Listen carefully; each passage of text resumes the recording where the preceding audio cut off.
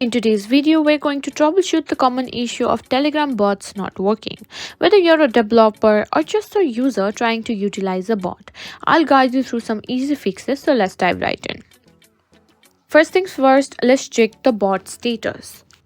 Sometimes the bot might be down or offline. You can do this by sending a simply command like slash or start to see if it responds. If it doesn't, the issue might be on the bot's end. Ensure that your device is connected to the internet. A weak connection can cause the bot to not respond. Try switching from Wi-Fi to mobile data or vice versa. Make sure you're using the latest version of Telegram. Go to the App Store or Play Store and search for Telegram. If there's an update, simply tap on it. Keeping your app updated can resolve many issues.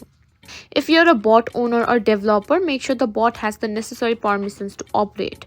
Check the bot file settings and ensure it has access to send messages and respond to commands.